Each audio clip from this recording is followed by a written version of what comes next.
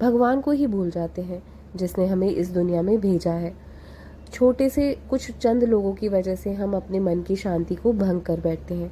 बिल्कुल भी ऐसा नहीं करना चाहिए, क्योंकि ये जो मानव शरीर है ना, ये चिंता के लिए नहीं मिला है, ये आपको नाम चिंतन के लिए मिला है।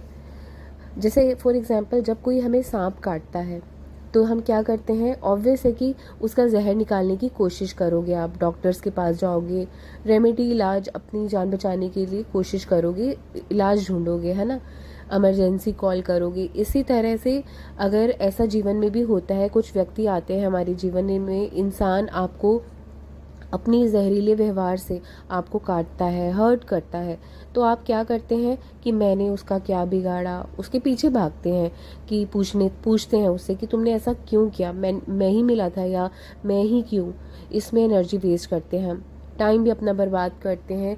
जिसकी जैसी फितरत होती है वो वैसा ही करेगा। तो अपना टाइम, अपना वक्त, अपनी एनर्जी, अपना दिल और दिमाग को खराब मत करिए। अपने मेंटल पीस को किसी के भी वजह से खराब मत करिए, भंग मत होने दीजिए। जो जैसा है वो आपको वैसे ही आपके साथ ट्रीट करेगा। होते हैं कई लोग जो आपके जीवन में जहर घोलते हैं, लेकिन हमें उनके पीछे नहीं भागना कि आप ऐसा क्यों कर रहे हो हमारे पीछे, ये अपना दिल दुखाते रहना है। आपको उसके लिए रेमेडी ढूंढनी है। वो रेमेडी सिर्फ भगवान है, हमारे साईं बाबा है। उनके चरणों में जाइए, उनसे पूछिए, उनसे सवाल जवाब करिए। वो अपने आप आपके जीवन के जितनी भी बड़ी प्रॉब्लम्स क्यों ना उसको सॉल्व करके देंगे आपको। बाबा के आश्रय हो जाइए, सरेंडर कर दीजिए, पीछे मत भागिए किसी के भी। तो चलिए आइए, एक खूबसूरत सी कहानी सुनाती है जो कि शायद आपको भी मोटिवेट करे और मुझे भी करे। मुझे इस कहानी का बहुत इंतज़ार रहता है, तो चलिए आइए सुनते हैं मिलकर। साईं बाबा की आध्यात्मिक कहानी, श्रद्धा और सबूरी की परीक्षा। शिरडी में एक बार किसान अपनी पत्नी के साथ रहता था।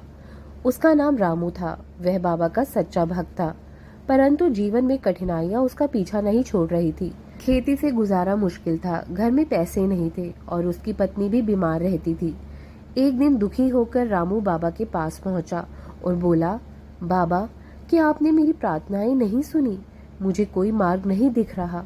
बाबा ने शांत स्वर में कहा, बेटा, श्रद्धा और सबूरी रखो। बीज जब धरती में बोया जाता है तो कुछ समय बाद ही फल देता है। अभी तुम्हारी परीक्षा का समय है। रामू कुछ नहीं बोला, परंतु दिल में आशंका थी।